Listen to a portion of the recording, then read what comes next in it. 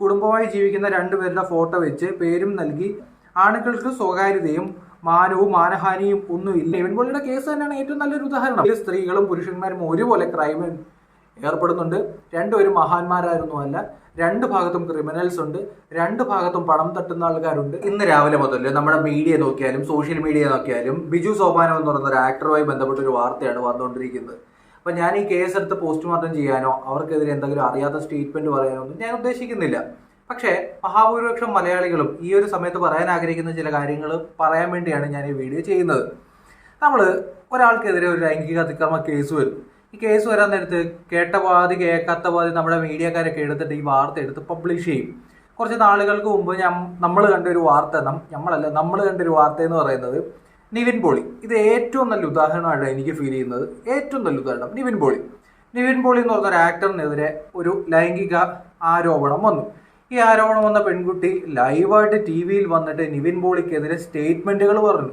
Dubai കൊണ്ടുപോകുന്നു, മയക്കുമരുന്ന് നൽകി, പീഡിപ്പിച്ചു എന്നൊക്കെ സ്റ്റേറ്റ്മെന്റാണ് പറഞ്ഞത്. ഇതെടുത്തിട്ട് നമ്മുടെ നാട്ടിലെ മീഡിയക്കാരും സോഷ്യൽ മീഡിയയും നിവിൻ പോളി ഇഷ്ടമല്ലാത്തവരൊക്കെ എടുത്ത് വലിയ രീതിയിൽ ട്രോളുന്ന ഞാൻ കണ്ടു. അന്ന് നിവിൻ പോളി ഒരു പത്രസമ്മേളനം വിളിച്ചിട്ട് എന്റെ നിരപരാധിത്വം തെളിയിക്കും, ഏതറ്റം വരെയും പോവും, നിയമ നടപടി സ്വീകരിക്കുമെന്ന് നിവിൻ പോളി പറഞ്ഞു.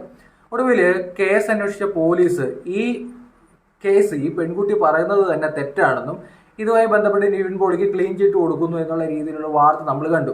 ചൂടപ്പം പോലെ വിറ്റുപോകുന്ന ഒരു വാർത്തയാണ് ഈ ലൈംഗിക അതിക്രമ പരിപാടി. എന്ത് തരത്തിലുള്ള വാർത്തയാണെന്നുണ്ടെങ്കിലും ഇത്തരത്തിലൊരു വാർത്ത വന്നു കഴിഞ്ഞാൽ അത് കേരളത്തിൽ നല്ല ബിസിനസ് ആണെന്ന് അറിയാവുന്ന മീഡിയക്കാര് ഇതെടുത്ത് വാർത്ത കൊടുത്തുകൊണ്ടിരിക്കുകയാണ്. ഇതിലൊരു വാർത്ത വരാൻ നേരത്ത് പ്രാഥമിക അന്വേഷണമൊക്കെ കഴിഞ്ഞ് പോലീസിന് മനസ്സിലാവുമല്ലോ പീഡനം നടന്നു. പോലീസിന് മനസ്സിലാവുമല്ലോ ഇത് അന്വേഷണം നടക്കണ്ടേ. അന്വേഷണം നടക്കാൻ നേരത്ത് പോലീസ് പറയും ഇത് പീഡനം നടന്നു. അപ്പോൾ നമ്മുടെ നാട്ടിലെ മീഡിയക്കാരൊക്കെ ഇന്ന് രാവിലെ മുതൽ വാർത്ത കൊടുത്തുകൊണ്ടിരിക്കുകയാണ്. അതിനൊക്കെ 4-5 ലക്ഷം ഒക്കെയാണ് വ്യൂ എന്നൊക്കെ പറയുന്നത്. ബിജു സോപാനത്തിനും SP ശ്രീകുമാറിനുമെതിരെ ലൈംഗികാതിക്രമ കേസ്, പരാതിയുമായി നടി എന്നുള്ള രീതിയിലാണ് വാർത്ത വരുന്നത്. കൊച്ചിയിലാണ് സീരിയൽ ചിത്രീകരണത്തിന് ലൈംഗികാതിക്രമെന്ന് പരാതി. നടന്മാരായ ബിജു സോപാനം, SP ശ്രീകുമാർ എന്നിവർക്കെതിരെ Infopark police case register ചെയ്തു. നടിയുടെ പരാതിയിന്മേലാണ് കേസെടുത്തിരിക്കുന്നത്.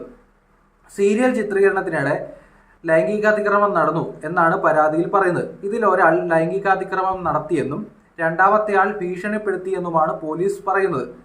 സമീപകാലത്ത് നടന്ന സംഭവമാണിതെന്ന് ലഭ്യമാകുന്ന വിവരം. ഇൻഫോ പാർക്ക് പോലീസ് രജിസ്റ്റർ ചെയ്ത കേസ് നിലവിൽ തൃക്കാക്കര പോലീസിന് കൈമാറിയിട്ടുണ്ട്. ഹേമ കമ്മിറ്റി റിപ്പോർട്ട് പുറത്തു വന്നതിന് പിന്നാലെ രൂപീകരിച്ച പ്രത്യേക അന്വേഷണ സമിതി തന്നെ ഈ കേസും അന്വേഷിക്കണമെന്നാണ് പറയുന്നത്. അപ്പൊ കേസ് അന്വേഷിച്ചിട്ട് കാര്യങ്ങൾ മുമ്പോട്ട് പോയിട്ട് ഇപ്പൊ നമ്മളിപ്പോൾ ഒരു സെലിബ്രിറ്റി സ്റ്റാറ്റസ് നിൽക്കുന്ന ആൾക്കാർ, ഇപ്പൊ എല്ലാവരും അറിയാവുന്ന ചില രാഷ്ട്രീയക്കാർ കാണും, എല്ലാവർക്കും അറിയാവുന്ന സിനിമാ നടന്മാർ കാണും, സീരിയൽ നടിമാർ കാണും, അല്ലെങ്കിൽ നടന്മാർ കാണും. ഇവർക്കെതിരെ ആരോപണം വരാൻ നേരത്ത് നല്ല രീതിയിൽ നമ്മുടെ സൊസൈറ്റിയിൽ ചർച്ച നടത്തും. പല തരത്തിലുള്ള ചർച്ചകൾ അവിടെ നടക്കുമെന്നുള്ളത് ശരിയാണ്.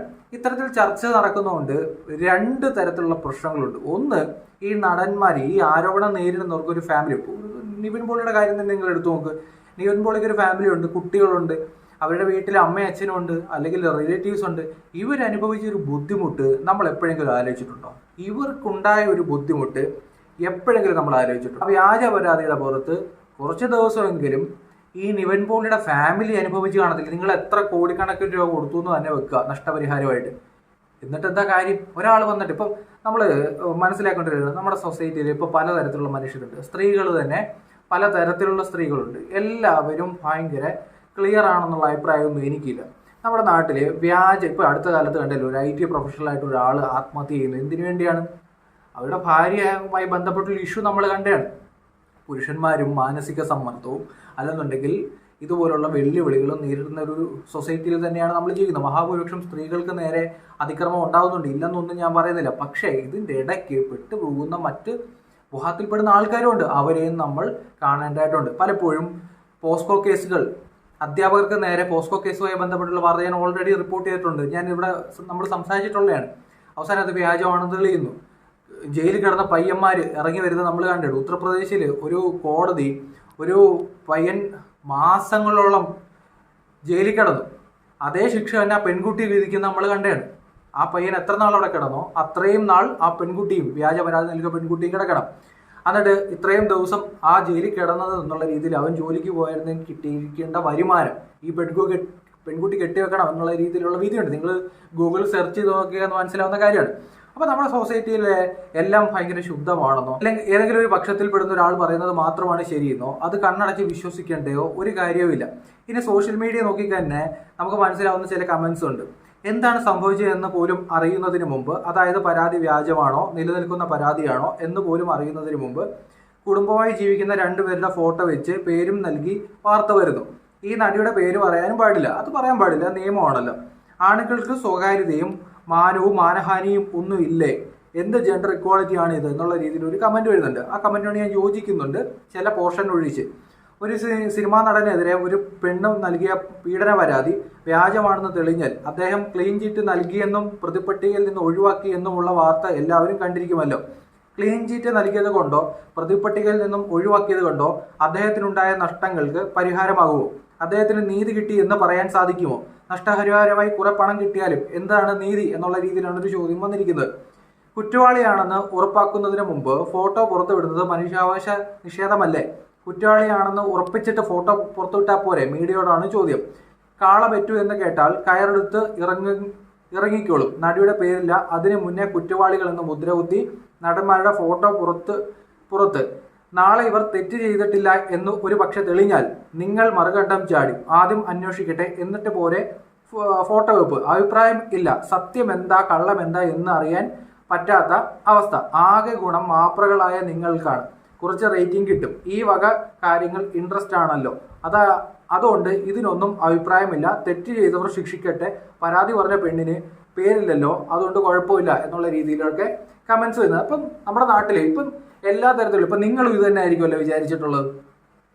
കാര്യങ്ങൾ വരട്ടെ, കേസ് നടക്കട്ടെ, കേസ് നടന്നിട്ട് അവസാനം ഒരു തീർപ്പം ഉണ്ടാവട്ടെ. ആദ്യം തന്നെ ഈ കേസ് നിലനിൽക്കുമെന്ന് ഫസ്റ്റ് ഒരു ഇൻവെസ്റ്റിഗേഷൻ നടക്കട്ടെ പോലീസ്. അതിനുശേഷം നമ്മൾ ഇവരുടെയൊക്കെ എടുത്ത് വിചാരണ ചെയ്താൽ പോരെ, പോസ്റ്റ്മോർട്ടം ചെയ്താൽ പോരെ. പഴയ പോലെ നമുക്ക് എല്ലാ കാര്യങ്ങളിലും കണ്ണടച്ച് വിശ്വസിക്കാനൊന്നും പറ്റാത്തൊരു കാലഘട്ടങ്ങളിലാണ് നമ്മൾ ജീവിക്കുന്നത്. ഇപ്പം ഈ ഡിവോഴ്സ് കേസിൽ വലിയ രീതിയിൽ പുരുഷന്മാരെ വേട്ടയാടുന്ന സ്ത്രീകളുണ്ട്, ഇല്ലെന്ന് ആർക്കും പറയാൻ പറ്റും. അതായത് നല്ല രീതിയിൽ സ്വത്ത് തട്ടിക്കൊണ്ടുപോകുന്ന സ്ത്രീകളുണ്ട്, ഇതൊരു ബിസിനസ്സായിട്ട് എടുക്കുന്ന സ്ത്രീകളുണ്ട്. നമ്മുടെ നാട്ടിൽ കൊലപാതകം, നമ്മൾ അടുത്ത് കണ്ടെത്തിയിട്ടുള്ള എല്ലാ കൊലപാതകം നമ്മളൊന്ന് എടുത്തു നോക്കിയേ, ജോളി കേസൊക്കെ ഒന്ന് എടുത്തു നോക്കിയേ, അതൊരു സ്ത്രീയാണ് ചെയ്തത്. അപ്പം സ്ത്രീ എന്നുള്ള രീതിയിൽ നമ്മൾ അവരെ സംശയിക്കാതിരുന്നെങ്കിൽ എന്തായിരുന്നു അവസ്ഥ ആലോചിച്ച് നോക്കിയിട്ടുണ്ടോ? അപ്പം പലതരത്തിലുള്ള തട്ടിപ്പ് കേസുകൾ, അല്ലെങ്കിൽ പീഡന പരാതികൾ, വ്യാജ പീഡന പരാതികൾ, പോസ്കോ പീഡന പരാതികൾ, വ്യാജ പോസ്കോ കേസുകൾ, ഇതെല്ലാം നമ്മുടെ സൊസൈറ്റിയിൽ നടക്കുന്നുണ്ട്. പലപ്പോഴും നമ്മളിതൊക്കെ അറിയുന്നുണ്ട്. അപ്പോൾ നമ്മുടെ ഗവൺമെൻറ് ഉണ്ട്, ഗവൺമെൻറ് ഒരു സംവിധാനമുണ്ട്, പോലീസുണ്ട്. ഈ ഒരു പരിപാടിയൊക്കെ ഒന്ന് കഴിഞ്ഞിട്ട് നമുക്ക് എല്ലാവരെയും പിടിച്ച് കുരിശിൽ തറയ്ക്കാം എന്ന അഭിപ്രായമാണ് എനിക്കുള്ളത്. നിങ്ങളുടെ അഭിപ്രായം ജസ്റ്റ് കമൻറ്റ് ബോക്സിൽ രേഖപ്പെടുത്തുക. നിങ്ങൾ ഇങ്ങനെയാണോ, ഞാൻ പറഞ്ഞ രീതിയിലാണോ ഇപ്പം ചിന്തിച്ചത് എന്നുകൂടി കമൻറ്റ് ബോക്സിൽ രേഖപ്പെടുത്തുക. അതുകൊണ്ട് തന്നെ എൻ്റെ അഭിപ്രായം കേസ് നടക്കട്ടെ, കേസ് നടന്നിട്ട് ഏറ്റവും അവസാനം ഒരു ജഡ്ജ്മെൻറ്റ് വരും. ആ ജഡ്ജ്മെൻറ്റ് കഴിയട്ടെ, നമുക്ക് അന്നേരം തീരുമാനിക്കാം. അതല്ലാതെ നമ്മൾ പരസ്പരം അങ്ങോട്ടും ഇങ്ങോട്ടും ചേരി ഇരിഞ്ഞ് ഡയലോഗ് അടിക്കുന്നത് നിർത്തണം. നമ്മുടെ സൊസൈറ്റിയിൽ സ്ത്രീകളും പുരുഷന്മാരും ഒരുപോലെ ക്രൈമിൽ ഏർപ്പെടുന്നുണ്ട്. രണ്ടുപേരും മഹാന്മാരായിരുന്നുമല്ല. രണ്ട് ഭാഗത്തും ക്രിമിനൽസ് ഉണ്ട്, രണ്ട് ഭാഗത്തും പണം തട്ടുന്ന ആൾക്കാരുണ്ട്, രണ്ട് ഭാഗത്തും നല്ല ഒന്നാമത്തെ ക്രിമിനൽസ് ഉണ്ട്. ഇതാണ് എൻ്റെ അഭിപ്രായം. നിങ്ങളുടെ അഭിപ്രായം കമൻറ്റ് ബോക്സിൽ രേഖപ്പെടുത്തുക. നമ്മുടെ പേജ് മാക്സിമം ഒന്ന് ഫോളോ ചെയ്യുന്നവരും പരിഗണിക്കുക.